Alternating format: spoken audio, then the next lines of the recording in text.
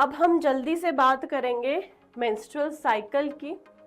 So in a menstrual cycle which is of 28 days, देखो menstrual cycle कितने भी दिन का हो सकता है, usually it is of 28 days, it can be for 25 days, 30 days, 26 days, 27 days in a female. If it is regularly at the time, then it is normal. ठीक है, तो कितने भी डेज का हो सकता है, बट ऑन एन एवरेज ये होता है 28 डेज का।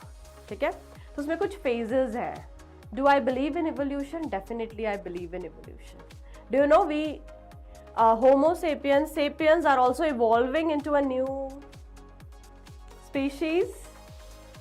पता है आपको, इवोल्यूशन हो रहा है, अभी भी हो रहा है। ठीक है, तो चलो देखते हैं कौन से फेजेस है बेटा।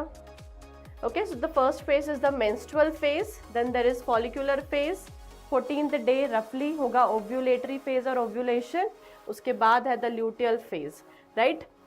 फॉलिकुलर फेज को हम प्रोलिफरेटिव फेज भी बोलते हैं, ल्यूटियल फेज को हम सिक्रीटरी फेज भी बोलते हैं, क्योंकि अगर हम बात करें ओवरी की, तो ओवरी और यूट्रस दोनों में अलग अलग साइकिल चल रहा है ना मेंस्ट्रुअल साइकिल में, ओवेरियन साइकिल भी चल रहा है, यूटेराइन साइकिल भी चल रहा है।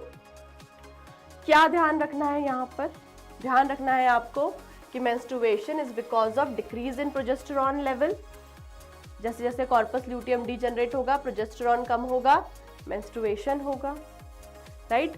दूसरा चीज हमें याद रखना है कि एफएसएच एलएच बढ़ रहा है फॉलिकुलर फेज में, LH का लेवल बहुत ज़्यादा होगा ऑन द 14th डे, जैसे हम बोलते हैं LH सर्ज, जिसके वजह से होगा ओव्यूलेशन।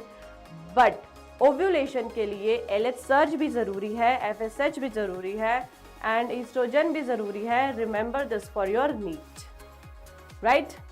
तो ओव्यूलेशन समझ में आया। ल्यूटियल फेज में प्रोजेस्टेरॉन का लेवल तो बहुत बढ़ेगा ही because of corpus luteum, but estrogen का लेवल भी फिर से थोड़ा बढ़ेगा because of again corpus luteum. Got it?